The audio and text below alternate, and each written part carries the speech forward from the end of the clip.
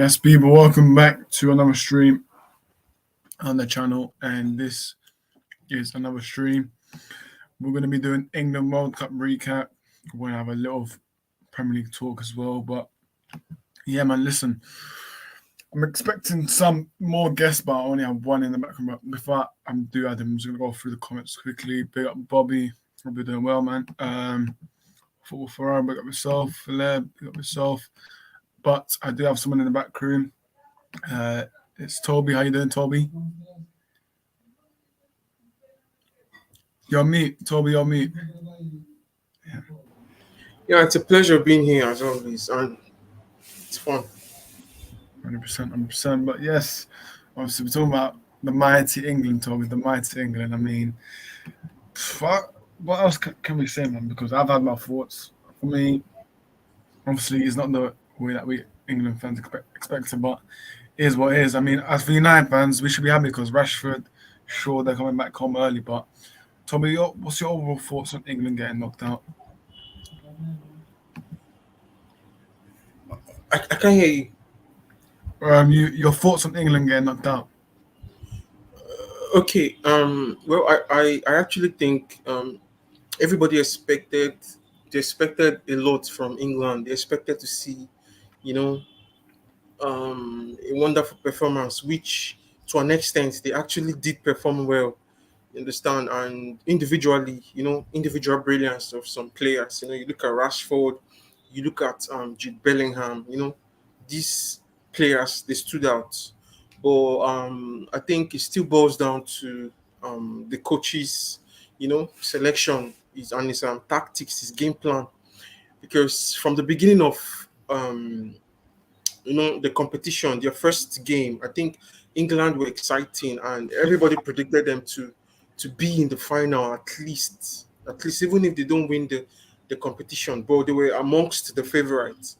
But I think it still boils down to Southgate's game plan and his tactics. I think he got it wrong because you look at a player like Rashford, who is actually the best player for England in this tournament, and it's sad to see him, being benched most of the times. And I think against France, he only had 30 minutes of football, which is insane. And we expected him to play because France as a team, they are good at the counter attack because they have fast players. But as well, England too can actually cause problems with the counter because they have fast players.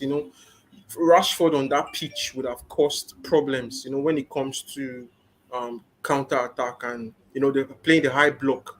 But unfortunately, it didn't work out well. And overall, England they did well, but I don't think Southgate had this game plan right. Yeah, man, 100%. I mean, as I said, for the United fans, we should be happy because Rashford and Luke Shaw, they're coming home early. So that's why we're happy about because I think 3 days straight after the World Cup final, we play against Burnley. So we need our boys to be back in early. So that's good. But obviously, the bad news is that Rafa Varane and Martinez are still in it. But they couldn't even face each other in the final. So that would be even hilarious if they face each other. But listen, when we have the best centre backs in the league, that's what happens, isn't it, Toby? Listen, Martinez for me. Whenever he starts for Argentina, they do well. That's what I always notice for Argentina. Whenever Martinez starts or he gets benched, then Argentina don't do well. But I realize whenever Martinez starts, like Argentina just unbelievable. But obviously, there's one player that Messi that has been doing phenomenal well, and that's Messi for you right there. And it could be his World Cup, but who knows? But there could be upsets. I mean, Morocco. Let's not sleep on Morocco, man. We have to put some respect on Morocco. And I can't hear you. yeah, JBC, big up myself.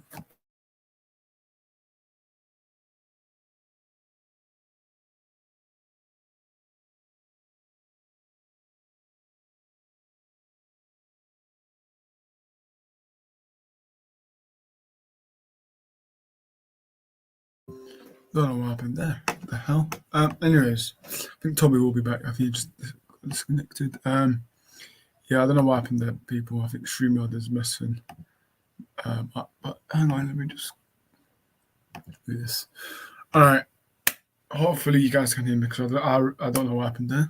But yes, JPT, big up yourself, man. Hope you're doing well. So big up Morris and Toby.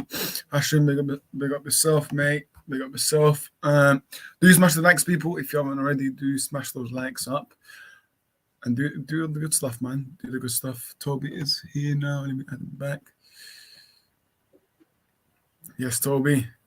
Can you hear I me? think I'm having connection problem. Yeah, that's fine. That's fine. That's fine.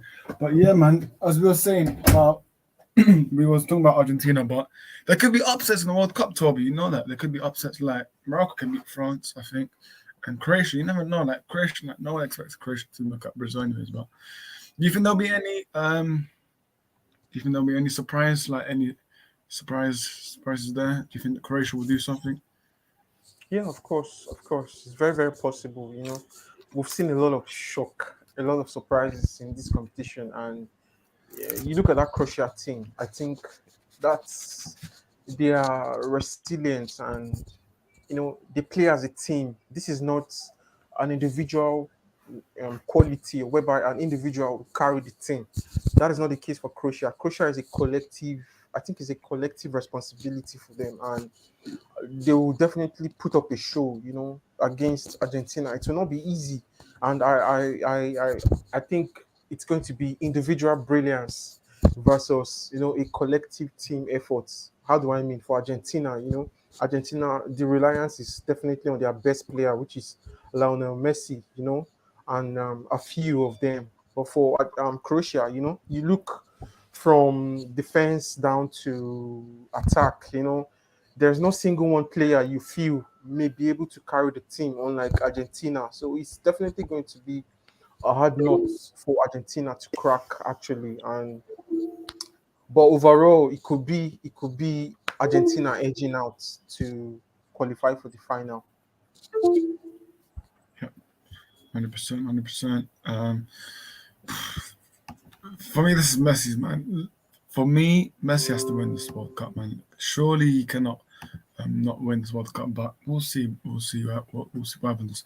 Because I'm pretty sure all England fans are supporting Morocco, and I do think Morocco will do well as well. So listen, Morocco, man, they get my praise, like definitely because no one predicted. I think they're the first African team to be in the semi-final.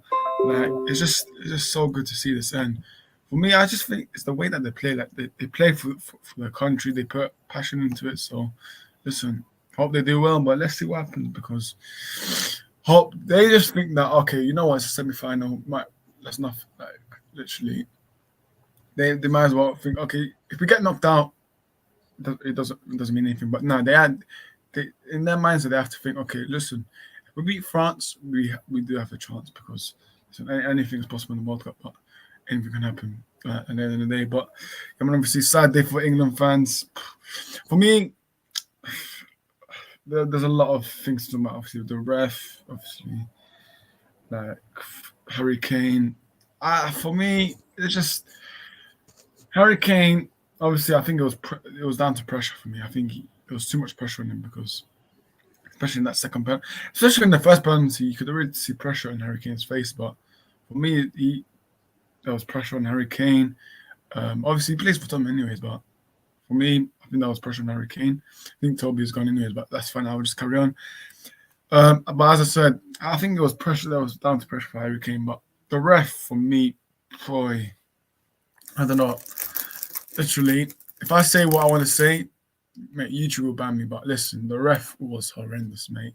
The referee, mate. This guy must got a paycheck of the game. He definitely got a paycheck of the game, but it is what it is, man. For me, we just move on. Hopefully Southgate will go. I want him to go, but listen, for me, apparently they say that I've got a Southgate agenda, which I don't, but people need to just wake up. People need to wake up and realize that Southgate is not good enough. But that's England fans for you because me, Southgate, he's not at it with when it comes down to the big games and in-game management because he doesn't have it, man. You guys, all England fans saw it on Saturday as well. This guy took off when our best forward, Saka. flipping Mason Mount. That has to be one of the worst substitutes I've ever seen for England. But that's Southgate for you, man. That's Southgate for you. And I've always said I don't trust Southgate, but it's what it is. But yes, but yeah, I shouldn't be upset. But yeah, man. Obviously, we've discussed World Cup, and now obviously Man United return in just about 8 days, Toby. So actually, no, sorry, 9 days. So next week on Wednesday, we got Burnley in the Carabao Cup. You looking forward to that, Toby? Yeah, of course, and I think not just us. I think the players themselves will be looking up to that game. They'll be looking up, waiting for that game, and you know, much is not to be expected. But I think, um, with the momentum, I feel our senior players will definitely get involved. At least to get match fit. It's like a fitness match for some of them. Considering the fact that the World Cup it's over, and players will now start have to they now have to start setting the ground, the ball rolling. Actually, I'm looking forward to it, and though not to be overly excited because the results may not be as we expect, but definitely we will. I believe we will definitely put up a show and probably win. Yeah, man, 100%. I don't like these United fans when they say, "Oh, uh, let's get knocked out of the cup." But for me, we have to take this cup seriously, and I think obviously with Eric Ten Hag in charge, I think he will take this competition seriously. But I can see us winning next week. Obviously, they've got this company. There's a bit of rivalry there, but for me, I can see that I can see us winning this game. But it all depends when our centre back is returned because let's say France and Argentina against the final, then I don't think Varane and Martinez will be actually fit enough for the Burnley game because they will only have like 3 days. Plus, the next day they have to travel back to England. So I don't know. We could go with Lindelof Maguire against Burnley, but Yeah, actually not. Yeah. Actually, yeah, Lindelof Maguire because that's how it is right now because that's World Cup for you, middle of the season. And yeah, man, but let's just hope France just get knocked out. Argentina as well, but who knows, anything can happen. But for Burnley, I do think we will win. Um, I won't be comfortable though because Burnley will try and sit back and obviously hit us on the counter attack. Whilst with us, we always struggle to beat low block teams. But I think this time, I think we can beat that low block team. But it is what it is. Let's go through the comments. Hashim says, "What is his criticism of Mason Mount? Saka wouldn't have got the penalty in that position that Mount was. You have to look at if Harry Kane scored that pen, your opinion would be complete opposite and more different if we beat France because of that pen. I've had enough of the criticism now. Nah, man, Hashim, man, what's going on? It's just facts, man. Because if you think about it, Saka, one of our best forwards, for Mason Mount. But listen, I understand Mason Mount got us the penalty.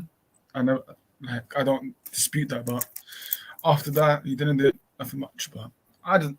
For me, listen, that's Southgate for you, man. So Hashim, if you wanna go to Southgate and speak about Mason Mount, then that's up to you. But for me, well, there's nothing you can expect from Southgate, man. But I just do hope that he leaves soon as possible. But who knows? Who knows? Who knows?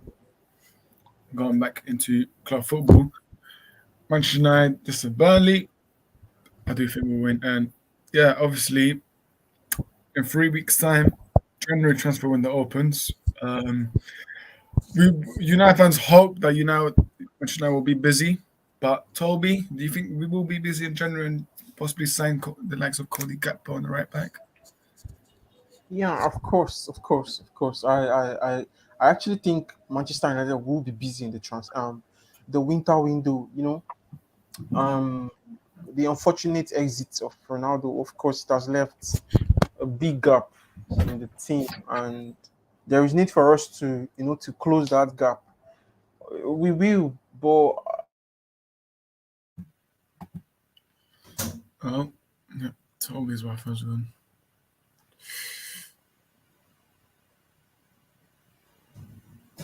That's fine.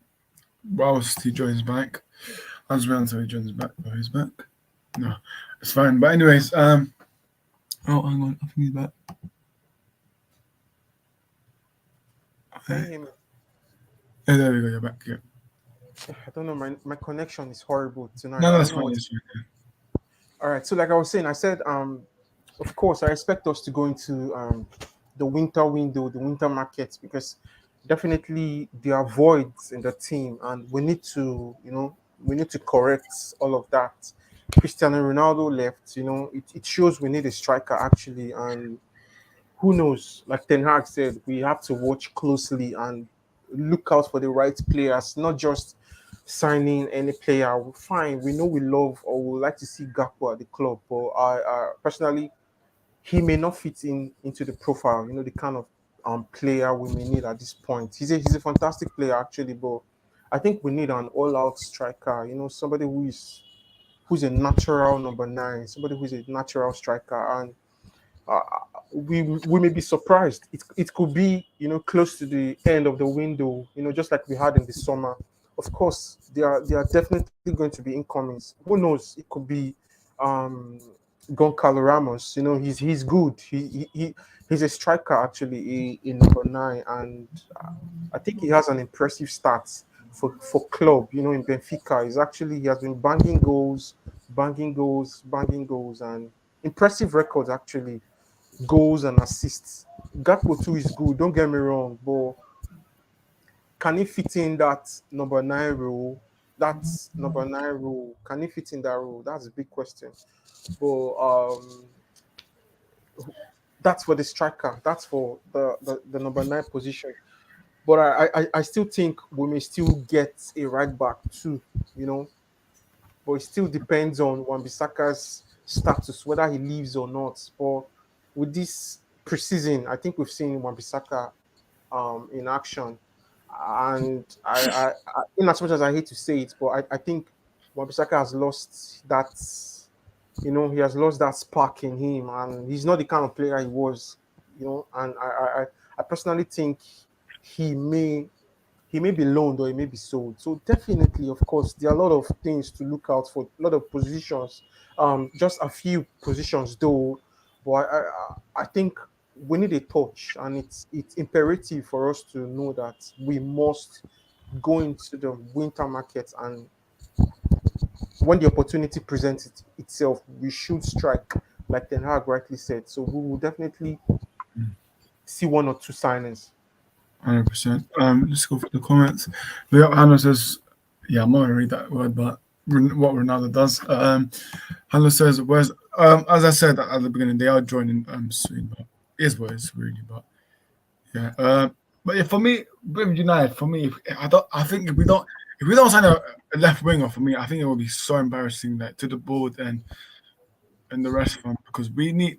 Ten Hag said it, man. He wants he likes his squad depth and he wants fullbacks as well, because Yeah. I remember one press conference he said he was talking about fullbacks. So for me, we have to send the right back as well, because I watched Man United's first friendly game against Cadiz, and honestly, Wan-Bissaka, man, oh my goodness, he's not it, man. He's not it, man. He's not it. I don't know. Honestly. Yeah, man. Honestly, for me, right? What for me? I'll try and get Dumfries. Obviously, Frimpong is there, but I've seen that Tano wants Dumfries, but it all depends who Tano wants really. But as I said, we just need to sign some players, because honestly, if we want to get top four, yeah, we need squad depth. And the way I look at our squad, for me, we need squad depth. I mean, we need, obviously our left back is fine, because Luke Shaw and Malacia, they both can fight for their positions. Yeah, Centre back, absolutely. I still think we need one more centre back, or maybe two more centre backs for me, because Lindelof, yeah, nah, I don't think is it for me. Obviously, I think Maguire will go in the summer, but we'll see with that. We'll see what happens. Maybe it's Arsenal, who knows? But we definitely need a new centre back, a right back, 100%. I'll still try and get another CDM, whether, I don't know, Enzo Fernandez, I don't know, just a good CDM. And then He's a obviously, good player. I think I've seen that apparently he's agreed to join Liverpool, but I hope that's not true. But obviously with forwards, we do need a winger. Obviously, Cody Gakpo is one. Striker, we Yeah. need one. And you know what? For January, I wouldn't mind calling back Memphis Depay, to be fair, because I still think there's a player in him, and I think United were a bit harsh on him. Like United fans were a bit harsh on him because when Depay played for us, he was only about 22, 23, so he was still a bit young, and he didn't adapt to the league. But now I feel like he's at his good age now, and if we get him, and I think Ten Hag likes him as well. But as I said, it's about who Ten Hag wants, and I've seen that Ten Hag wants Gonçalo Ramos, but is Benfica going to ask for like 100 million for Gonçalo Ramos? Because if they're asking Felix for 100 million, they're going to ask Ramos. And talk about Felix, that's another player that I would take on Man United, but again, it's the price tag that United don't want to negotiate with because they're going to ask. Benfica are going to ask for 100 million, and United will just walk away. But United prefer. The thing, this makes me funny because I think United prefer spending 80 million on Maguire than spending 100 million on Felix. So that for me Yeah. it's funny, man. It's funny, but I don't know, man, because Felix, I think he's a 10-hour player for me. I think that's Yeah. one. That's a 10-hour player for me. He's very versatile. Toby, Very, very. what's your overall thoughts on Felix? Will he take him? Yeah. In fact, he's my obvious pick. You know, when you bring Felix and you bring Gakpo, you know, I definitely will pick Felix. You know, Felix is good. He's, you know, I think he's more technical than Gakpo is. Don't get me wrong, Gakpo is good, he's brilliant, and he's also versatile. But I think there's something special about Felix. There's something he gives or he delivers to the team. You know, he's very good at his feet or with his feet. You know, he's technical. You know, he's skillful and whatever you can call it. And he can actually play as a shadow striker. You know, and he's good. He's impressive. You check when he was at Benfica before he got to um, Atletico Madrid. Insane stats, you know, insane goals, insane assists. Before he got to Atletico Madrid, you know, the first season, I think he was, you know, he showed good prospects and all of that. But I think Felix is the kind of player whereby you know if he's under a manager, the manager needs to know the kind of player he is. And I think Simeone doesn't know how to use him because he has been stiff, he has been rigid for Atletico Madrid.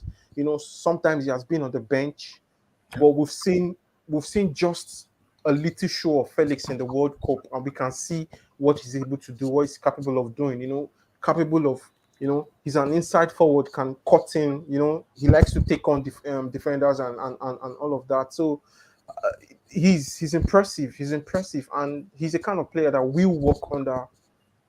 He will thrive so well under a working system. You know, when he's in a club whereby the system is working, you know, the game plan is working, he will definitely thrive. He will definitely thrive. So he's a good player. 100%, man, 100%.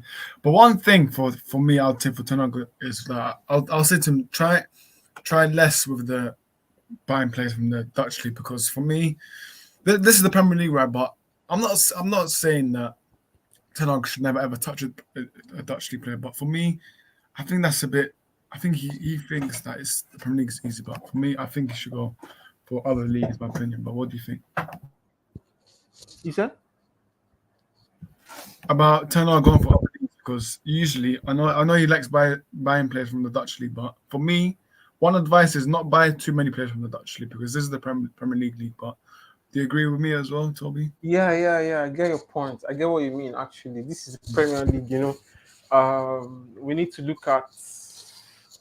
You know, we need to balance. There needs to be an equilibrium. I get what you mean, actually, and I think I'll agree with you. I agree with you in that regard. Yeah. Oh, Toby's gone. No worries, Toby. But yes, I will take over for now. Toby will be here soon. He was reconnect now, but listen, Hardeep is expected to join any moment now, but yeah, man, listen, get the likes up. Obviously, not that many views right now, but do get the likes up. Smash those likes, subscribe for new. Wait, no. It won't let me add you, Toby. I don't know. Hang on, wait. Device not connected. Yeah. Oh yeah. Hannah, don't worry, they'll be joining soon. I know. All right. Yeah, Toby's in now. Can you hear me? Yeah, I can hear you. Yeah. Okay, sorry about that. No, it's Like fine. like I was actually saying, there need to be an equilibrium. There need to be a balance, and we look at a team like Wolves, for instance. Is flooded with Portuguese, and don't get me wrong, these guys are top professionals and they are good footballers. But I think they need just to spice it up with balance, if you know what I mean, and getting maybe Felix or any other prospects or any other targets, could be the best option. That who knows that could they could actually thrive, like getting someone else aside maybe Gakpo, if you know what I mean. Just spice it up with other good top players. Okay, for instance, Osimhen, for instance, he's a striker. Just get let there be a touch of other nationalities in a team, in my opinion. But that may not be an excuse. Actually, it depends on the player's quality. A player's quality coupled with coach's game plan and his tactical prowess. I think those three things are very important, very pivotal in setting up a team, regardless. If you know what I mean. If a player is good, and you have a coach who is superb and knows his tactics and his game plan right, it's a 50-50. It's a 50-50 chance. Actually, it's very, very possible, very, very likely. Even if you have a full 11 that are Dutch or Portuguese, they can thrive. But at the same time, if a coach does not get his game plan right and the player is very, very inconsistent, highly, highly inconsistent, the probability of such progress of that team, is very, very low. So it's a 50-50 scenario in my opinion. So that's what I think. Yeah, 100%. No, 100% I agree with you because obviously I think right now, I think Felix and Simeone that they've lost trust now. They've lost their relationship right now, and I think Felix, what Romana has said that Felix is forcing a move for January now. I think January could be a possible move, but it depends on the clubs if they want to spend big on him. But January is possible for Felix, but I think Felix would probably be like a summer player signing. But who knows? Anything can happen in January because who knows? I've seen that Aston Villa want João Felix, so anything weird can happen in January, mate. Because Aston Villa, let's say if Aston Villa do get Felix, that'll be one of the most craziest signing. But listen, I kind of understand why Aston Villa are linked to him because obviously Unai Emery, I think Unai Emery and Felix, I think Unai Emery has seen Felix before anyways, but yeah, man. Yeah, exactly. Yeah, 100%. But for me, how do you see the second half of the Premier League season going? Because I see there's going to be a lot of tiredness, but it's going to be hard for the players that are coming back to the World Cup because it's going to take time for them to get match fitness. But I think that it's going to take time, but I don't know because I think a lot of teams will struggle. But do you think we'll struggle in the second half of the season because obviously with the match fitness, the fatigue, the fixtures getting congested? What do you think, Toby? Do I think what? Do you think United will have a bad second half of the season when they return because of tiredness and the fixtures getting congested? Do you think United will be able to cope with that? Yeah, I think it depends. It's everything still depends on Ten Hag's when I say management of the players. The way he manages the players, I think it's very, very important. We need to put that into consideration. If he mismanages them, then I think we may see players burn out and we may see fatigue. We might see players get fatigue and all of that, and probably injuries. But carrying on that momentum into the league, into the Premier League, into club football, the resumption of club football, I think we will see momentum. I don't think players' form will drop, but the worry might be, the fixture congestion, like you said, and the management, how Ten Hag will be able to utilize his players. I think it will be very, very important. That's something we need to take note of. And that is why we must get into the transfer market. We must get into the winter transfer market to get you know players, to get the right players to be able to ease stress and the workload for some of our players, if you know what I mean.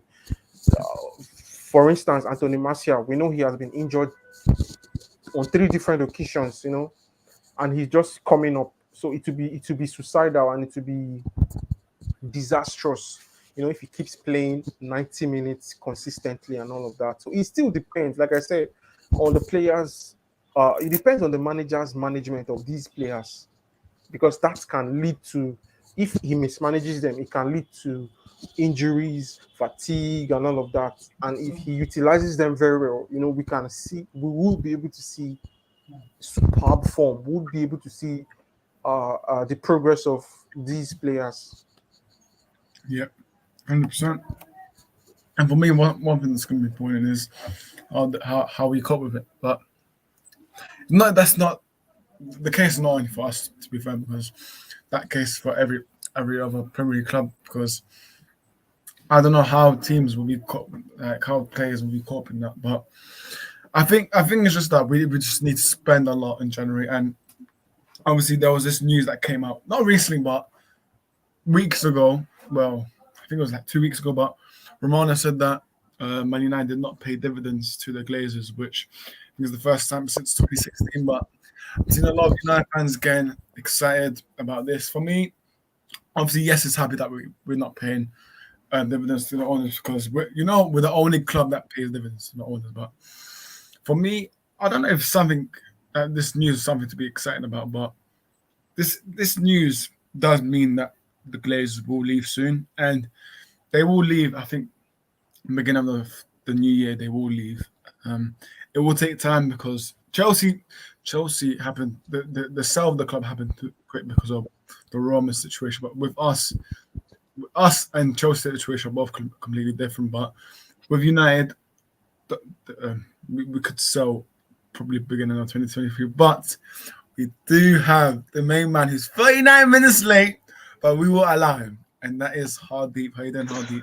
Yes, this guy. Sorry before the late. I mean, I was actually really busy with family commitments, and also beforehand I was going out, so it's good to be back. How you guys doing? No worries, Hardeep. Yeah, I'm good, man. Obviously, you joined at the perfect time. We're just talking about Man United and stuff like that. But How about yourself, Toby? yeah, big up, Toby. Yeah.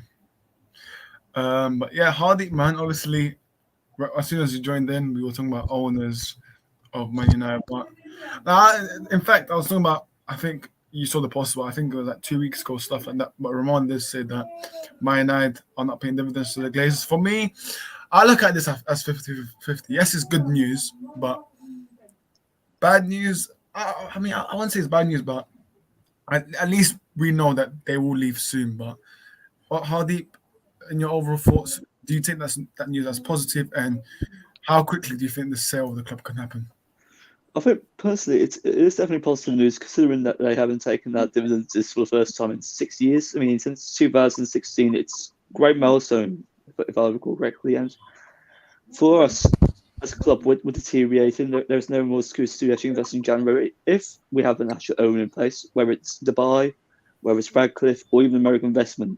Surely they invest January if the Glazers are selling. And I think for when the Glazers definitely sell, depends on speed, really. I could see it happening around about March, April time, that type of period, maybe during the spring period. If we can see that those developments happen then, I think the possibility of us being facilitated for the sale. Yeah, one thing to add, Hardeep, I don't know if you saw it, but Adam Matic, he said on United Stand that obviously for January that United owners are still uncertain about their future. But do you think it will have an impact on us whether we sign players? Because for me, I can't understand what Adam's trying to say, because listen, the owners know their future right now. They don't know what they're going to do. Obviously, we're not paying them dividends, so they're clearly struggling with finance. Do you think that will have an impact with us in January? Because You never know. It could have an impact, and we might not even say no one because everyone's saying, "Oh, they're doing edits of Gakpo and United, sure, they're doing Dumfries." But what if we don't send anyone hard deep? Do you think it will have an impact? No, I think that's genuinely a huge possibility. If you look at a summer where we spent a significant amount on Casemiro, even Martinez, even Anthony as well, that's two inflated prices. And look, Casemiro is undoubtedly more than Anthony, whereas we overpaid for that deal. And I think personally, if you look at our finances, we've got the greatest income in world football, but in terms of investment from Glazers, will they ever invest in the club? Only when they're actually under intense pressure, they will. Such as the Super League when it occurred in 2021. I think personally, if you look at our investment in January, it's very uncertain. If we do get potentially new owners by then, I think that's really possible. Hey. What an entrance! What an entrance! Well, I was expecting David to come in, but obviously, it's fine. David, how are you, David? Yeah, I'm good, thanks. Good. Obviously, we're just talking good to about. see you, David. You too, mate. Good to obviously, see David you. was- Dick, you still doing Wednesday? Yeah, I should be up for it, mate. Perfect. Wednesday, what? We've got a live Wednesday. stream talk about horror movies. Oh yeah. On David's, yeah, Silver Scroll, mate. I know that. Yeah, of course. But hey, we're just talking about Man United. Obviously, not Ronaldo. I know you're a massive Ronaldo hater. Oh, this is good, because we have under me a Ronaldo fan. Top right, see David, a Ronaldo hater, and Toby, I don't know, he's 50-50 Is he- Ronaldo. Why are I'm you, biased, why yeah. neutral. are you still a I'm Ronaldo lover? neutral. Why are you still a Ronaldo lover? Well, simply it's great sport time. But let's move on. Let's move on from He's a cunt. He's a cunt. Wait, let's move on, David. But we're talking about Man United. But do you think we'll spend in January, David? Hey? Who do I think what? Who are you calling? Munzi. Do you think we'll spend in January, David? Who do we think will sell? Buy. Do you think we'll spend like on January? Do you think we'll get We have to. Gakpo? We have to. There's no two ways about it. So yeah, we need to buy. Just simple as. We need to sell. We need to buy. Yeah. We need to sell Lindelof. We need to sell Donny van de Beek. What? Donny van de Beek is fucking dog shit, mate. We need to sell Sancho. What? Will some Maguire as well? Sancho? No, not Maguire. Sancho's been dog shit ever since he signed for United, and Harry Maguire was one of the best England players out of that World Cup behind Mark. We didn't win anything though. We didn't even win anything though. I mean, we were outclassed by France. No disrespect. But that's because Harry Kane was playing, and Harry Kane's overrated. if that little Tottenham fan from yesterday's watching, Marcus Rashford is still better than Harry Kane.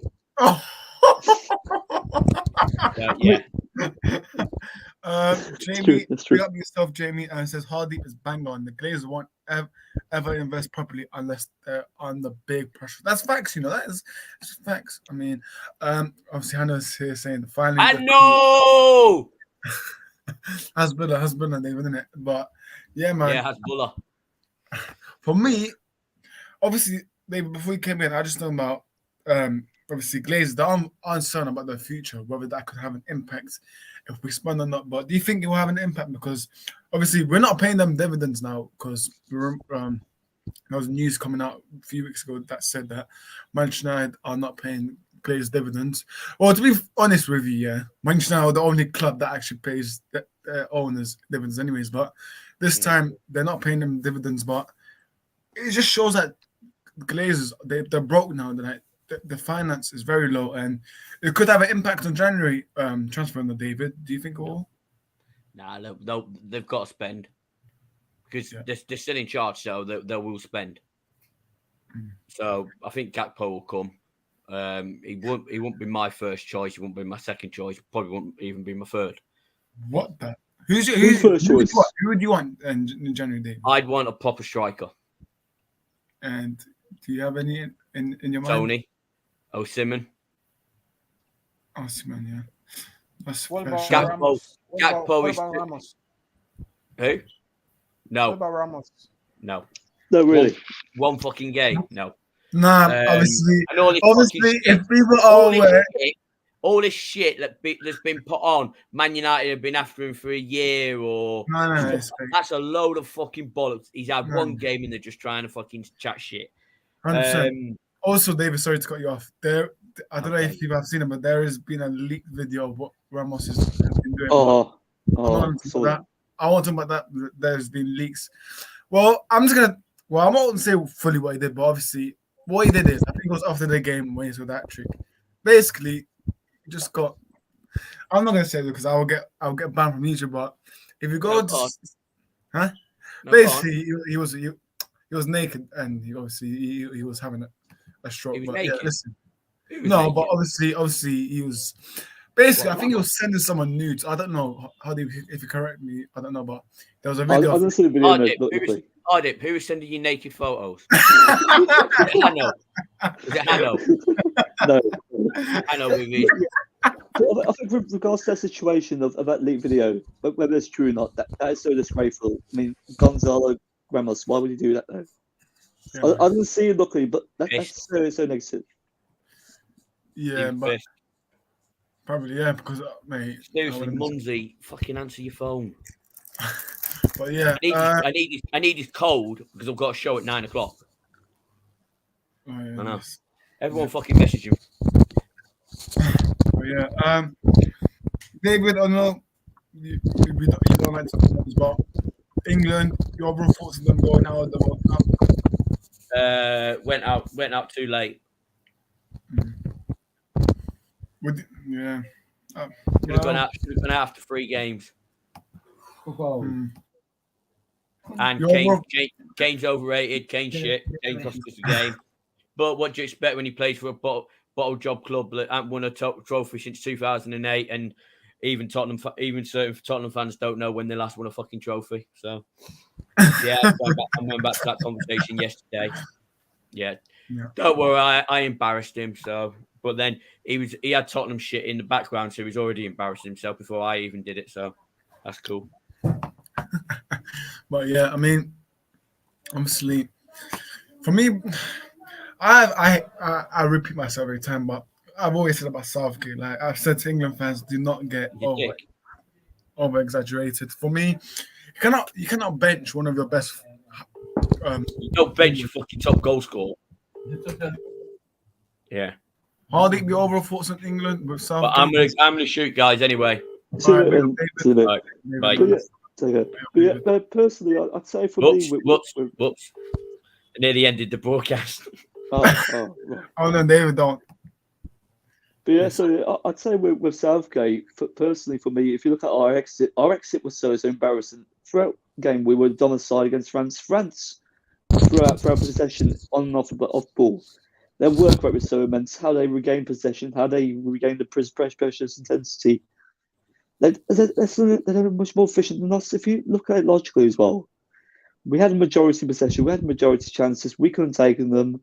And France were really, really clinical when having those counter-attacking transitions. And Giroud, what a fantastic striker he is. I mean, he doesn't get the recognition he deserves. Is this his 53rd go for France now? What an incredible achievement. What an incredible achievement. He doesn't get the recognition he deserves, striker. And overall, if you look at our exit, not Rashford. I mean, the discrimination towards Rashford and Saka, Bellingham to a certain degree, that's uncalled for. And Southgate, not Spanish Kane, they're criticism. They were responsible for the exit, not theirs. Shambling. This is what I mean. I don't get England fans. Like, there's too hypocritical for me. But like, that's just England fans. Like, I'm not surprised because they love to target a scapegoat. And for me, they'd rather flipping put death threats to some player that's not even his fault for missing a free kick. Okay, but rather than blame the actual manager who was clueless, took off flipping Saka for who makes him out. Like, are you kidding? Like, for me, I just don't want to get him, man. I think Hardy, remember I said this, like the England fans with Southgate, they're like United fans with Ole Gunnar Solskjaer. Like they would never give him stick for what he did wrong. But for me, listen, I don't know whenever England fans are going to ever turn on him. But for me, I expect him to leave as soon as possible. But obviously, he's got his Yeah. contract, like he extended it until that after the Euros finish, anyways. But listen, I just don't hope he's not here for the Euros, anyways. But I don't know because I'm seeing like these pundits, like today I saw Machiavelli saying that England should be sticking with Southgate and stuff like that. But listen, no man, Machiavelli, mate, you shut your mouth, mate, because you don't give us advice, mate, because you're from France, mate. Obviously, you're gonna say he's French in it, so obviously he's gonna say England should stick with Southgate. 'Cause it's common knowledge. But for me, listen, I'm gonna openly say that. I'm gonna openly say this. I'll get Tuchel, or I'll get Tuchel. If we was to point Tuchel, I would not be against. I've always said I wouldn't be against it anyways. But for me, getting Tuchel, I know he plays a back five, but at least he knows how to use the back five, like that flipping Southgate. But another one, Pochettino is a candidate for me. But I'm seeing, you know what? I'm seeing people saying that we should get the what's his name, the Nottingham Forest manager. So I was Steve Cooper, come on, seriously, consider the results. Having a Forest, that's such a mediocre appointment. So Toby, what are your thoughts, mate? I mean, do you think Southgate would ever go? Yeah, I think if Southgate himself is if he's man enough, I think he should be able to. He should resign actually, because I think the Euros, the last World Cup, and now this World Cup, he didn't deliver as expected. You know, much was expected from him, and unfortunately, he did not deliver. So I think he should be able to just resign honorably and start a new chapter and let someone else come in. We've seen coaches. We've seen Enrique, for instance. We've seen Spain. We've seen Spain's coach resign. We've seen a lot of them, even Tite. When I saw that they sacked Enrique, we've seen a lot of them. We've seen a lot of them resign. So why can't Southgate resign? Because he's not good enough. And I'm sure the England supporters, most of them, majority of them are disappointed and they really want a change. So it's best. It's high time Southgate, Yeah. Yeah, do you know why? I think with the England FA, they want someone who is actually popular, and Southgate epitomised that as well. Is he a really good tactician? No. He's possibly a yes man. Is he a good manager to manage those who are really, really mediocre and haven't won anything? Absolutely. I mean, if you look at our squad, England's quality, and if you look at the mentality of those, we should be doing better. And that's true. That's very true. Carry on. Yeah, carry on. Sorry about that. Yeah. Do you guys think he will leave though, Southgate? Do you think he will leave? Yeah. I don't think Southgate is. He's not a tactician actually, and I think the England team is big enough. It's too big for him to manage. The quality. You look at that team and you expect them to win the World Cup. You expect them to win big. To come up with major tournaments. Come up with trophies. But Southgate is, to me, an average coach, and an average coach will always not get his tactics right. We saw that with Ole Gunnar Solskjaer. Actually, Man United was so big for him to manage. I think is that the way? I think we can liken Ole with Southgate. Southgate is too big. England is too big for Southgate. You know what I mean. So yeah, a coach like Enrique or maybe Tite. You look at Tuchel. These are top coaches who can actually manage that England team, in my opinion.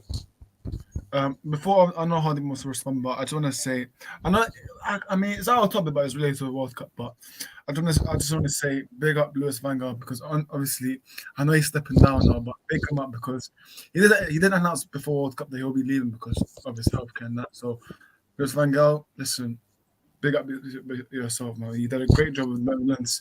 Don't listen to the haters. You did a great job, mate. Louis van Gaal's army. Listen, Louis van Gaal, yeah, I've got massive respect for you. For you to still manage Netherlands and to have that healthcare, for me, it shows that you've got a lot of passion in the game. So big up Louis van Gaal.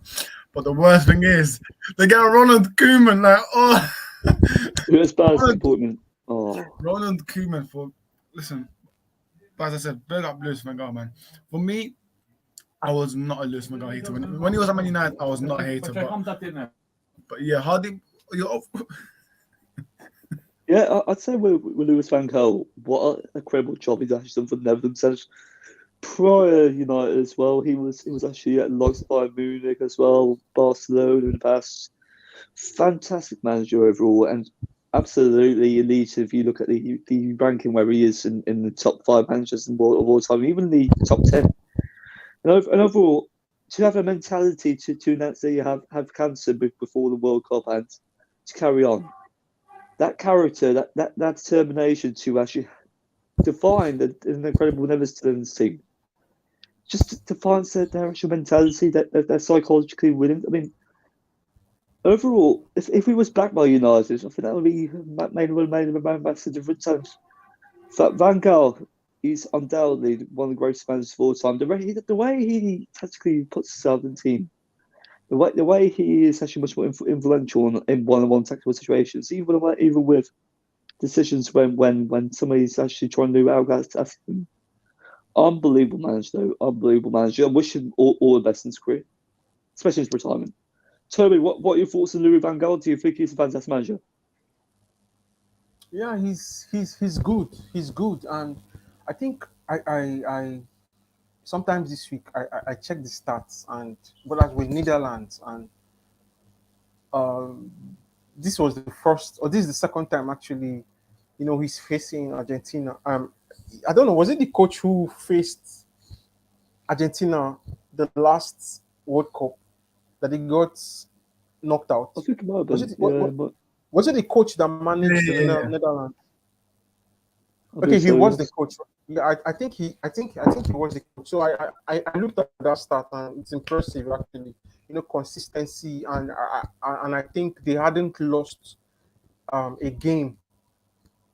I think it was just penalty for against Argentina, and it Is shows. Toby frozen or is it just me? You said Yeah. Toby, you're frozen. Like your camera's frozen. Like what? you're Can frozen. you hear me now?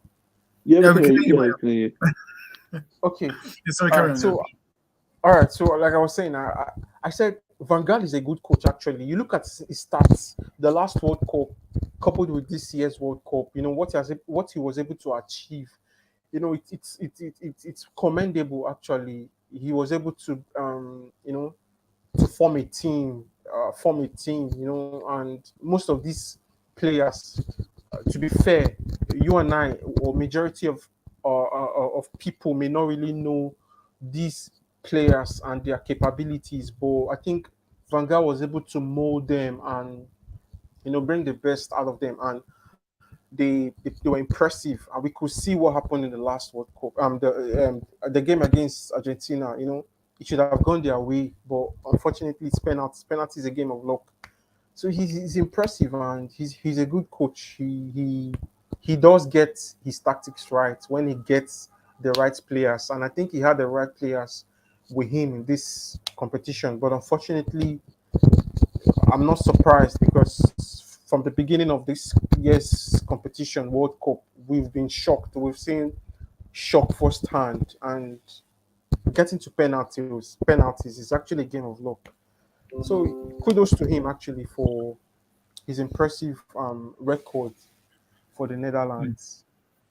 Yeah, 100%. But yeah, how deep can we hear you do that Bangara damage? Louis Van Gaal's armor. You're not answering that question. I was But actually yeah. checking for transfer news regarding the Manchester United and also the sale news. So I don't have a Oh yeah, sorry about that. Yeah, I think German journalist just came out and said, I think it's like 1 hour ago, 2 hours ago, that United want to get the right back. Is it Pletico? Pletico, yeah, Pletico. Pletico, yes. What was his name again? That right back French. Gusto. Yeah, Mario Gusto. For me, go get him. He's a good player, man. Trust me. Trust me. Yeah, he's a good young player. Obviously, I think he's like 21. But he can develop on Eric Tenor, mate. For me, Mario Gusto and Leon Hawks only for like 20 to 30 minutes. Go get him, man. Just go get him. Obviously, Pletico said that Tenor wants Dumfries. I don't, mate. Whoever Tenor wants, I'm not gonna be against it. But for me, I'd prefer Frimpong. But I think it's the way how Tenor wants to play, really. But I don't know because I think Frimpong is a better player than Dumfries in my opinion. But how do you agree with me or what's your thoughts? I definitely agree with you. I mean, if you look at the contrast between Dumfries and Frimpong, very technically different players, very, very adaptable players, very different profile players. So if you look at Dumfries at the moment for Inter Milan, he plays back five. Say so for the Netherlands when he starts, when he's integrated in the team on the Van Gaal, when fortunately that they were eliminated by Argentina there. If you look at Frimpong as well, I think he's got the adaptability to start either in a back four, even back five. So I'd say this really, go for Frimpong. Frimpong's the ideal candidate which we need. Although, there's always an although.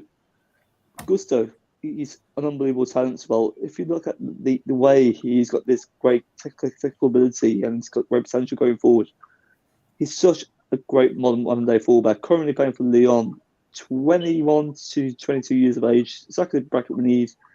And I think on the 10 arc and the right development, you'll see him flourish in his potential. Exactly what we need. Even from Dumfries, Frimpong, or Gusto. What about yourself, Toby? Who should United go for?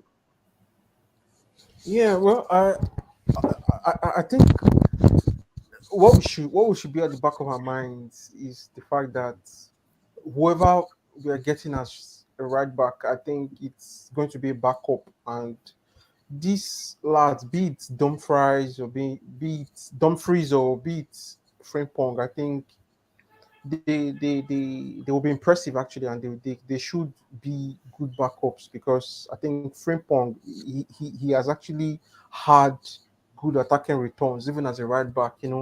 Had assists, couple of assists and all of that, and I think that's the kind of modern day right back Ten Hag wants to see in the club. A right back who can drift in. You move into attacking positions to strike and support your team or your teammates, and he's a perfect let's say pick in my opinion for Dalo. I have no preference actually. If we bring in Dumfries or Frimpong, it's a win-win because we have Dalo who is in top form, and these guys they are starters in their various teams, and they have they are decent players actually, and they can bring in something special into the team. The most important thing is the modern day right back, which we want to see in Manchester United or probably in football right now. And I think these lads, they are still young and with a lot of work to do, expectations. I think their prospects, they've shown they're capable of improving. The figures don't lie, which they have currently in their various clubs, and they should be that perfect competition that I think Dalo needs. As you can see with Malaysia and Luke Shaw, we've seen what Malaysia has done to Luke Shaw directly and indirectly. So we can actually see such from either Dumfries or from Frimpong, whoever the case may be. We will not expect them to be regular starters. To be honest, we won't expect them, but they will be a perfect backup for Diogo Dalo. Very true, very true. Guys, I've actually got a question for you too.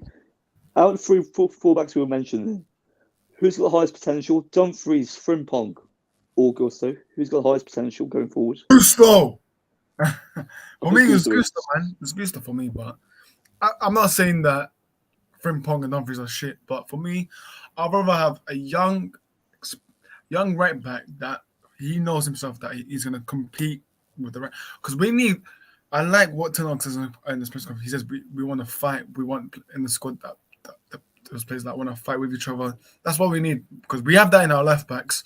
Centre backs, we definitely don't have that because Lindelof needs to go. Maguire needs to go. So we ideally need another 2 or 3 centre backs. But for me, I just don't understand why we got rid of Eric Bailly. Like, can someone explain to me why we got rid of him? But that's another choice. That's another thing how clueless we are. And then, for right backs, Wan-Bissaka for me, I've had enough of him because I saw him first game against Cadiz. First half, they were ripping him apart. Like for me, I've had enough.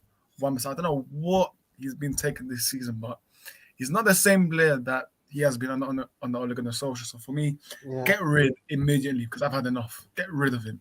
Not even a loan option to buy, just sell him for me. But yeah, I mean, against Real Betis, if you look at him at the attacking third, he was so poor. If you look at his style play, the way he adapts himself, and the way he positions himself in attacking third, he's not a 10-odd player. Oh no. That can't be true. Breaking news, yeah. This reliable. Even Hardy thinks he's reliable. I think he's reliable as well. But Sam McCloskey. Steven Gerrard could become Gareth Southgate's successor as England boss from Sami Mukbel. Oh, I saw this from the Anfield Talk, I think, it's on Twitter. So, you wanna take a mini screenshot and burn your. But yeah, for me, listen, I don't think it's true, but my days, I'm not watching England anymore. This is true.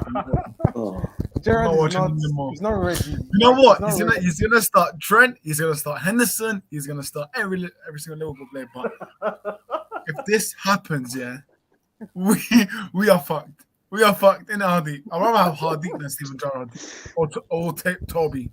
But yeah, if this is true, no doubt Steven Gerrard is a great legend, but as a manager, as ever at Aston Villa when he got sacked, tactically it's not good enough. Yes, his success at Rangers was pretty decent, but we don't need this mentality manager.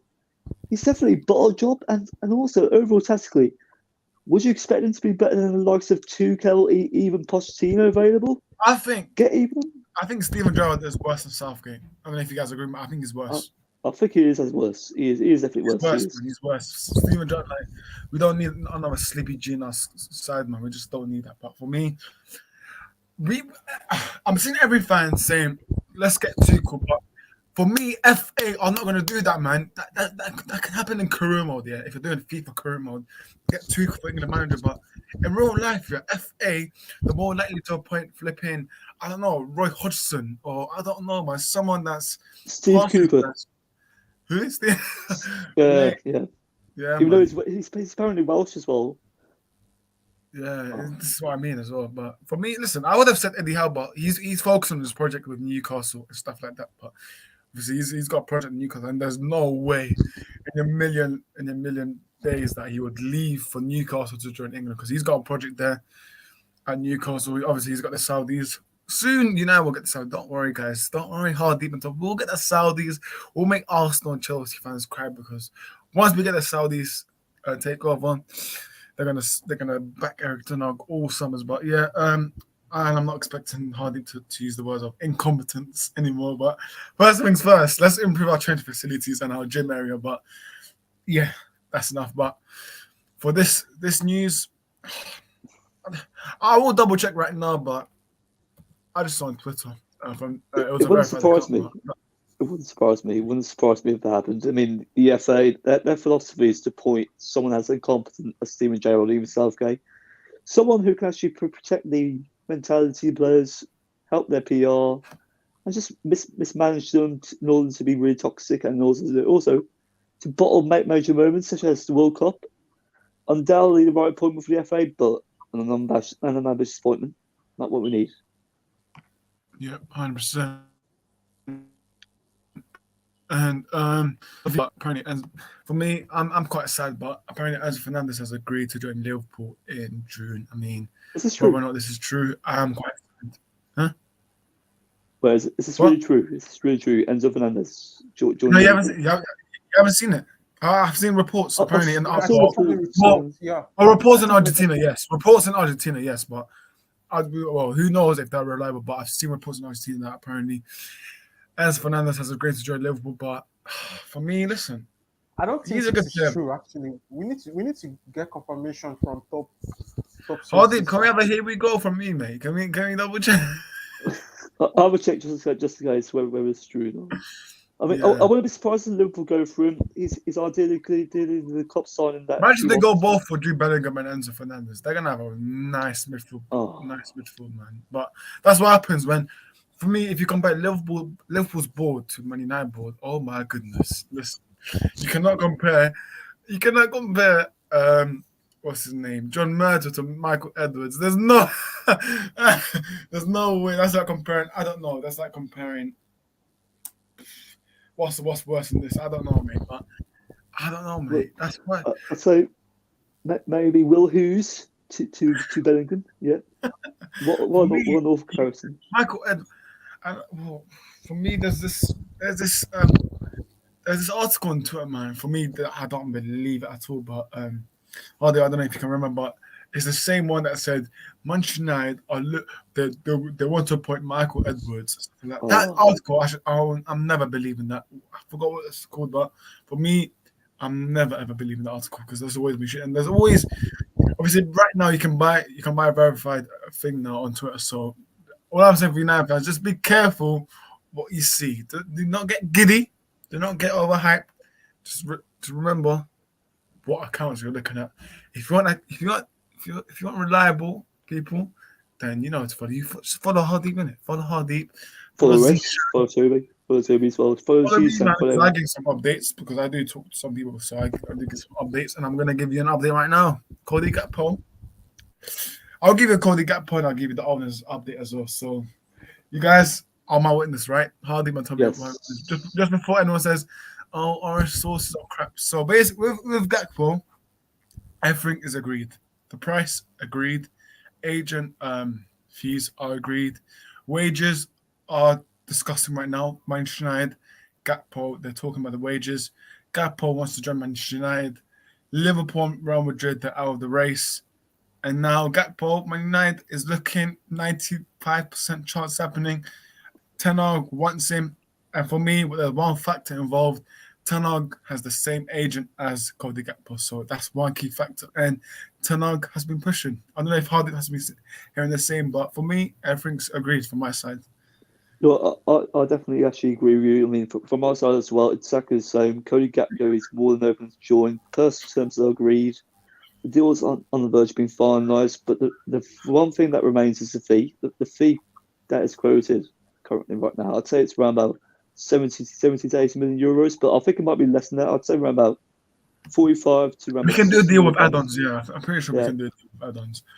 With the owners, they are leaving at the beginning of 2023. So not right now, but they are leaving. Who buys the club, I haven't been told yet, but people that are interested are Saudis, US investors, and people from the UK. So Ratcliffe as well. So yeah, UK investors. So I just hope that we don't get US investors. But for me, me and Hardy have already said before streams anyways, our priorities are on the Saudis, mate. But UK investors, I mean, the price that Glazers are adamant about is 67 billion. So that's what they're asking, and we'll see whoever wants to buy. And I don't think it will be a Saudi as well. Regarding to fullbacks, Dumfries and Guspo, they are mentioned in Ten Hag and the board. Frimpong, Ten Hag likes him, but as I said, it's going to take a lot of time because Ten Hag does need to discuss this with the board of directors and with Richard Arnold, John Martin, so they do need to go through this list. But once I get told who Ten Hag wants, I'll tell you guys. But for me, Ten Hag wants those three right backs, but obviously all three of them won't sign. But he at least wants one of them. But for me, listen, in my opinion, yeah, Ten Hag should go for another midfielder, mate, because I still think we don't have enough options in there. I think, but Hardeep, I'm going to ask you a question because me and Toby discussed this, but obviously second half of the season is about to continue. Do you think we will struggle? Because if you think about Hardeep, there'll be fatigueness, obviously match fitness. I'm talking about the likes of Varane, because Varane Martinez could play onto the final. I'm talking about Varane Martinez, Shaw, Rashford. So do you think it could affect us with the fitness and fatigueness? You know what? It's definitely a similar situation to Euros of 2021 when we lost, unfortunately, and I think there'll definitely be a lot of fatigue with our squad, even with a lot of hangover in how we are well fitting. And to be fair, I think with our fitness, that's going to remain the issue. If we get injuries, if we turn out to be fatigued, if we burn out continuously, we'll be a rudderless squad. We need investment in January. If we don't get investment within the midfield, potentially the attack, the right back position, if AWB goes, one thing for certain, we are definitely going to struggle. That's going to be the outcome. We do need investment. If we do neglect that, we won't get top four, nor win the trophy. The standard of Manchester United, it should be higher. Top four isn't good enough. We do need to be competing. Ten Hag knows that. On this current regime, that's not going to happen. We need to invest immediately. 100%. I think Tommy's Wi-Fi's gone, but that's fine. He'll join back soon. But break. There you go. That man's Diallo scored a penalty for Sunderland. That is good, man. Listen, he's doing well for Sunderland. They already have a chant of his name, so get him back as soon as possible, man. Amad Diallo. I mean, Sunderland wouldn't want to buy him. They would want to buy him permanently, but get Amad Diallo back. Do you think Ten Hag will rate him though? I mean, the thing is with Ahmed, even though he's on loan, do you see Ten Hag using him? I think if Ten Hag gives him chances, and if Amad Diallo impresses him, then why not, Hardy? Because we've seen it with, obviously, I know this is a different player, but we've seen it with Garnacho. Obviously, at the beginning, Ten Hag didn't like his attitude, but once he fixed it and gave him some matches, he impressed Ten Hag, and Ten Hag has already sent a press conference that how he's impressed with him. So I think with Amad Diallo, if Ten Hag does give him some chances, some games, for some random games, I do think Ten Hag will like Amad. And for me, I like Amad Diallo as well, because I remember his debut goal that head against what a goal. It's AC Milan. Yes, yes, when Pogba made us qualify. How can I forget that? But yeah, for me, Amad Diallo is a good player. I don't know what Toby, what's your thoughts? But for me, I think Amad. I think if Ten Hag gives him some run of games, he won't press Ten Hag. So Toby, do you agree? Yeah.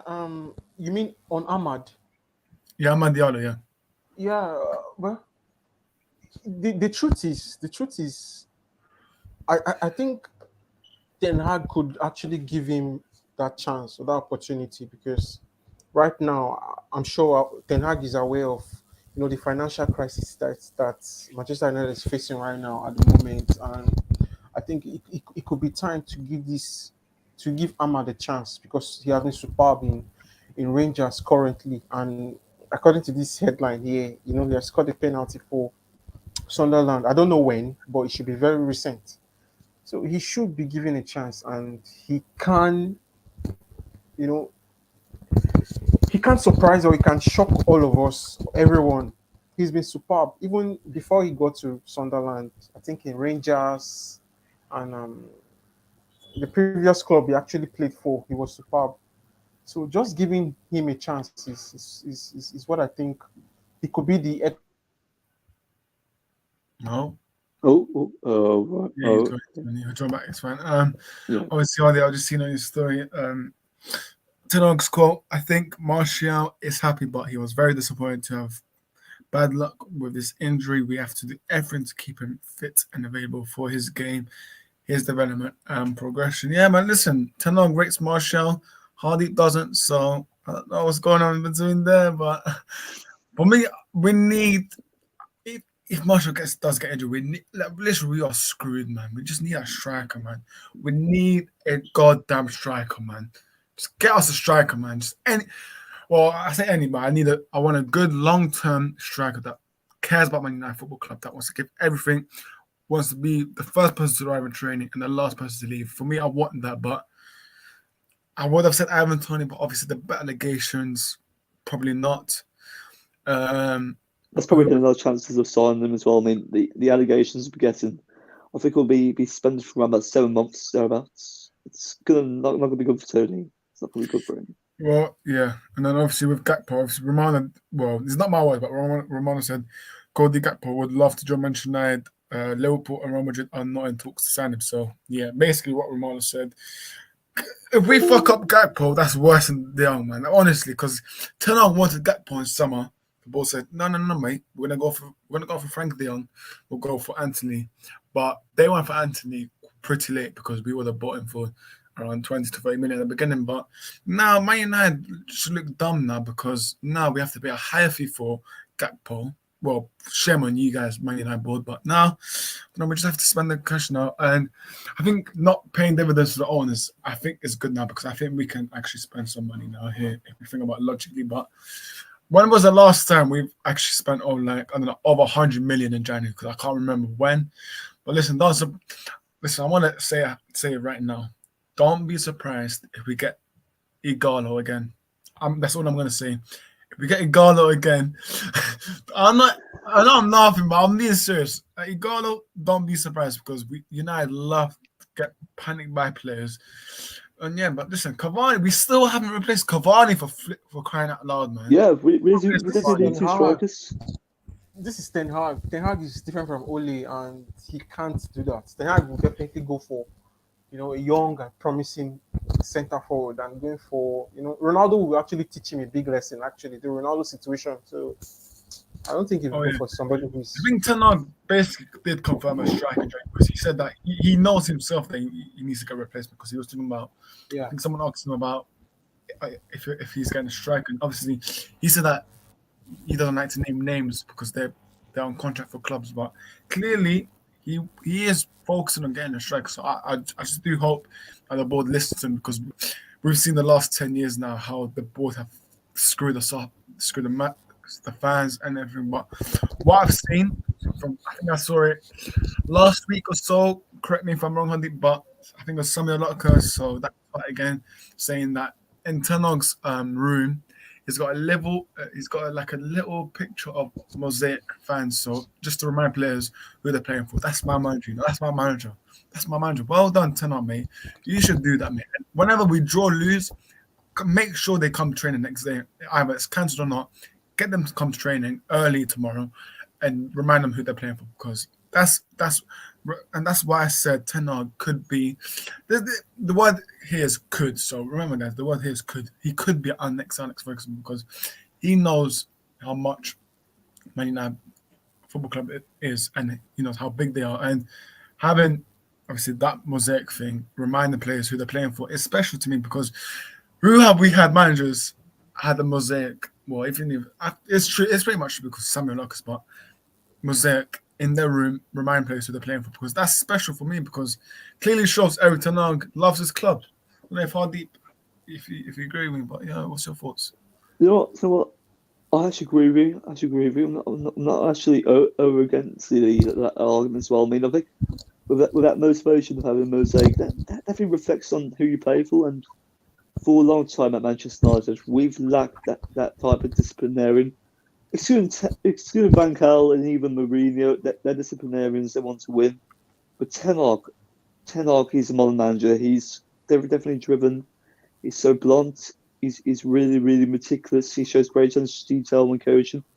Very similar to Pep Guardiola, who is obsessed with. And do you know what? With that obsession of winning, that can lead to greatness. And if we do have that proper infrastructure, if and when we do get a new ownership, we could see our side blossoming into the actual vision he wants. 100%. For me, listen, Ten Hag, for me, it's back. I always say back the manager, man. Back him and back whatever decisions may take him. But for me, with Ten Hag, yeah, he's the type of manager that, let's say, if we draw a game, for me, he still cares if we draw or lose next day. All right, guys, the training is on. I know it was cancelled, but guys, training is on. Come to training. Let's do some more runs or what he did after Brentford, mate. That was massive, man. That was massive because the next day after Brentford, the training was cancelled and he uncancelled it and told the players, right, guys, that was a humiliating loss. I want all of you guys to come to Carrington and run 12 kilometers with me. And yeah, for me, this is good. But obviously, in game, you can actually hear him shouting when players are not following instructions. Because I know when you guys are watching the game, right? I know some of you guys might not have the volume high or volume low, but I like to have my volume high in it because of the manager. But whenever it's higher, I can always hear Ten Hag scream. He's either screaming at one of his forwards or one of his forwards out, enough or not following instructions. That's what we need, man. If you guys remember, I think we were either drawing or losing against Everton at Old Trafford, and he was doing this thumbs up to McTominay. Now with Ten Hag, he would scream at me. I'm not trying to get guys saying, "Oh, look, he's screaming," but for me, it shows that he cares, man. Like he wants players to just because that's the manager he is, and yeah, and obviously with Ronaldo, he had to be terminated. Like Ten Hag could have done anything better. Like Ten Hag said after that interview, he didn't resist. Like he didn't like. Um, It was really passively aggressive. Passively aggressive meaning that he's really aggressive. He's really blunt. He's very straightforward. And with Ten Hag, he has no for an answer. He's so meticulous. He wants to win, and you know what? He's very ruthless. 100%. Exactly. Yeah. I mean, if Luke Shaw's playing shit, you're off for Malacia. Because that's what he always does this when it's halftime, yeah, whenever someone's playing bad. He takes them off, bring on either Malacia or let's say McTominay having a bad game. He'll take him off, bring on, I don't know, Van Dijk. But that's what we need, man. We need ruthlessness, we need discipline, we need a manager that cares, and we have that tonight, but it's these idiotic fans that won't give him time. For me, listen, just give him time. This season, yeah, I know a lot of people are having high expectations saying title charge. For me, listen, title charge will decide what we do in January, but I think that's a way too off for Ten Hag to do a title charge in his first season. But for me, next season, because United fans have to think about it. If new owners comes in, the new owners will back him. The new owners will give him 300 million. This is what happens when new owners come into either Chelsea, City, United, Liverpool. They always like to spend big with the manager in summer, either a summer. They always like to spend big just to show that they care about the fans. So for me, I think Ten Hag, he must be enjoying himself right now because he must be thinking, okay, you know what? New owners will come in, they'll give me another 300 million. So Ten Hag must be enjoying himself. But yeah, Toby, what do you think overall? Do you think Ten Hag, obviously, how many years are you going to back him? Do you believe in Ten Hag to bring us back? Yeah, of course, and I think with the current situation of Manchester United and the structure of the team now, I think to be fair enough to give him like, let's say, 3 seasons from now, because the team right now, it's trust me, it's in disarray, if you know what I mean. A lot of incomings, a lot of outgoings. Ralph Ragnick said it, it's an open heart surgery. We need like maybe up to 10 players coming in. So Ten Hag needs a chance. He needs a chance, and we can actually, accord respect to him, because what he has done at Ajax is marvelous. Marvelous consistency, and he was able to maintain that. I know most people will say you can't compare Eredivisie, or how is it pronounced? You can't compare it to the Premier League. But this same team, they were able to, back-to-back Champions League, and were able to make a mark in that competition. So he's a kind of manager who, when he has best players, when he has good players around him, Ten Hag will thrive. And we can see that in few matches played in the Premier League right now, he has been able to bring out, quality players that are more in Manchester United than at Ajax. Average players, turn them into world class at Ajax. So same thing he can do here at Manchester United.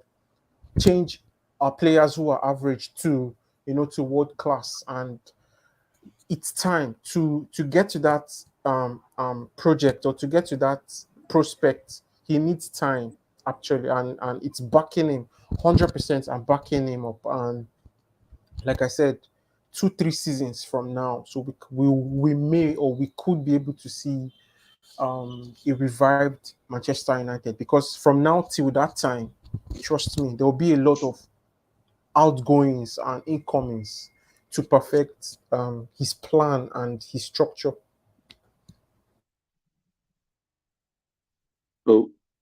Oh, it's gone. Yeah, Toby's gone there.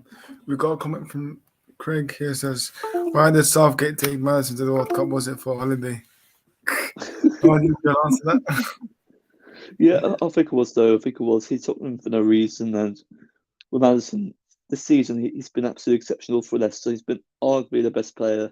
And with Southgate, he mismanaged him. Why did he bring on for cameos? Why didn't he sign? That remains a question. I think it's due to favouritism, and that's why we were eliminated.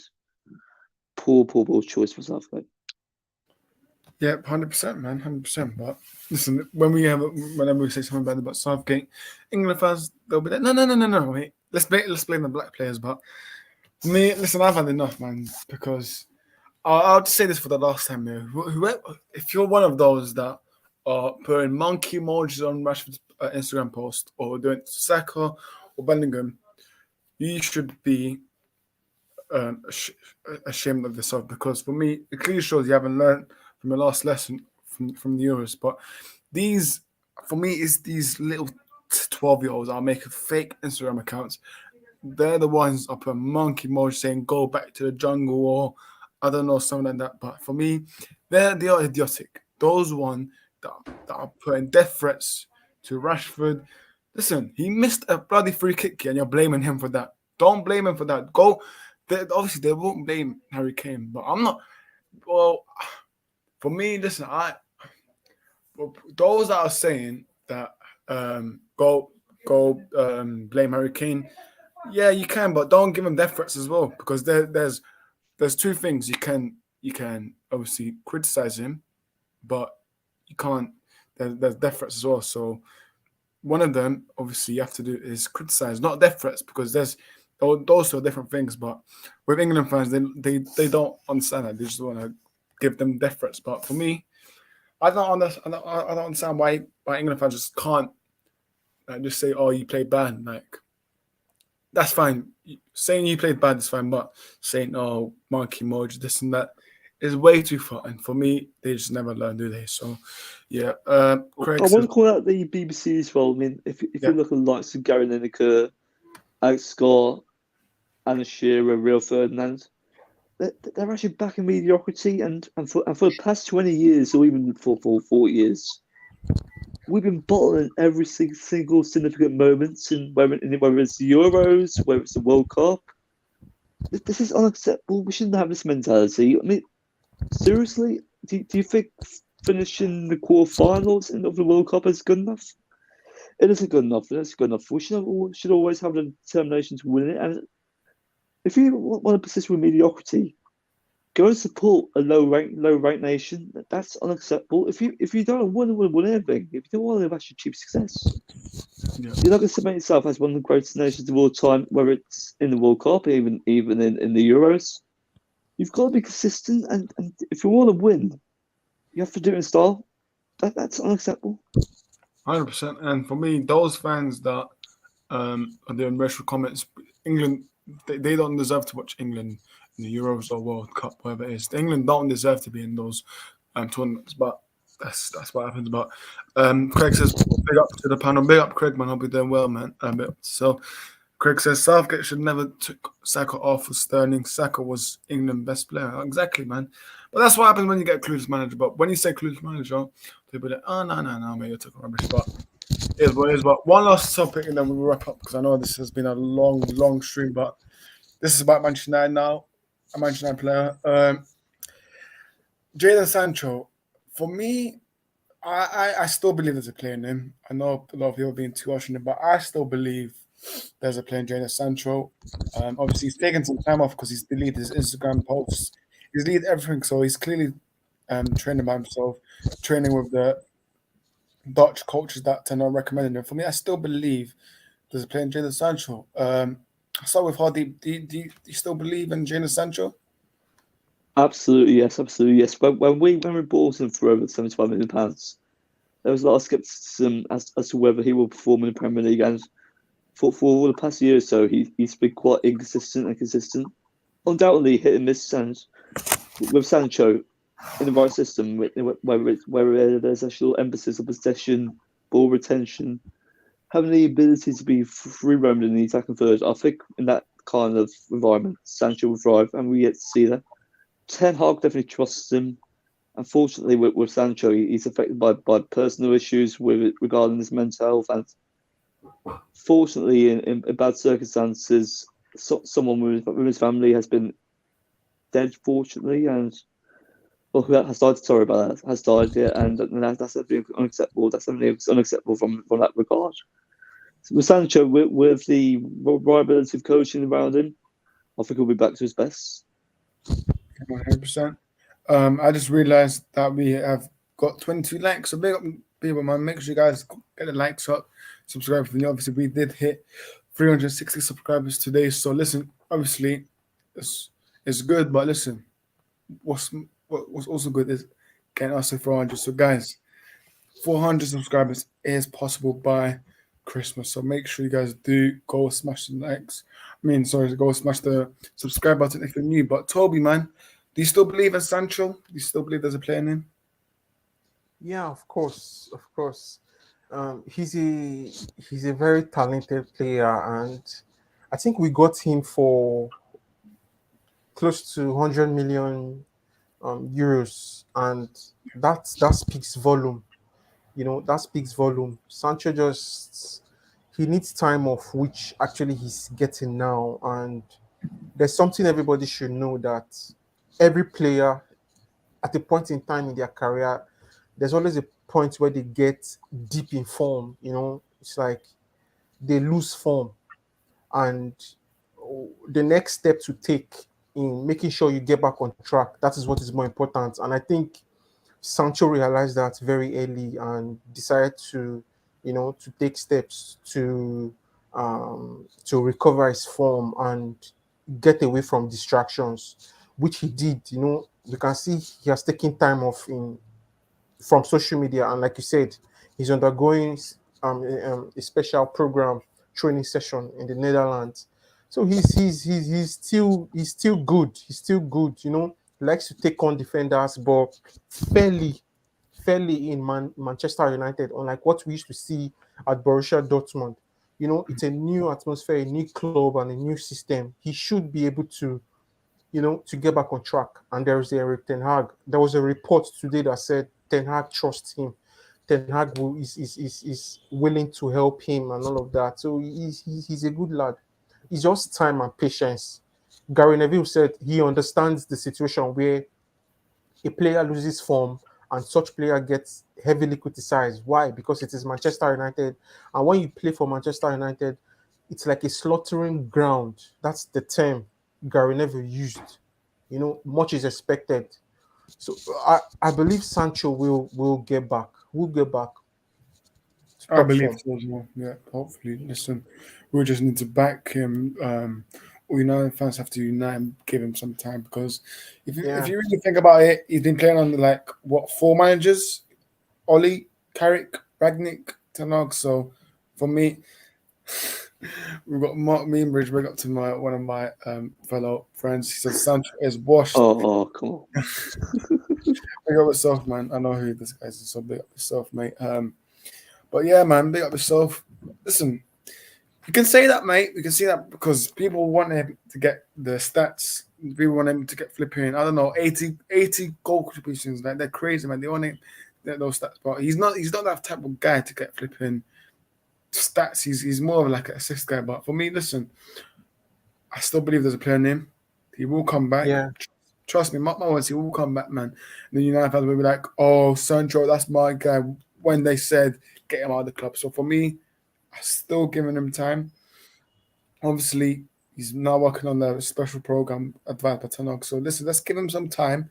Stop flipping giving him abuse and stuff like that. So United fans, let's see what happens. But listen, we're gonna wrap up here because we've discussed everything. Man United. Well, basically, it's just Man United. Who cares about the other clubs? We're the only big club in the Premier League. So yeah. Cool. Let's get people to shout out the socials. So, Toby, I'll start off with you first. Where can people find you? Yeah, you can find me on Instagram. Actually, my personal account, Toby Mikey, TOBEMIKY, or my fan channel at _MUFC Global. Big up, Toby. And Hardeep, where can people find you? Well, guys, you know where to find me. HGM United Stand on Instagram. If you want to follow me personally, it's HSDadwell7. Big up Hardeep, man. Big up Hardeep and Toby for both joining. Big up David for having a little. What cameo? What a cameo, man. What a cameo. So big up you guys.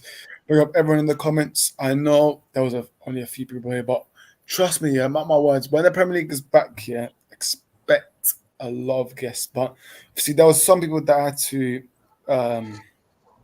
that's cut out because obviously if you're in London, yeah, you would understand why. Because if you're in the car, especially if you're in the car right now, then yeah, mate, it's not good for you. But listen, obviously, it's been snowing a lot in London, so the road is quite obviously the UK is one of the most unprepared country, but it is what it is. But obviously, two people were meant to join today, but sorry, next stream they will join.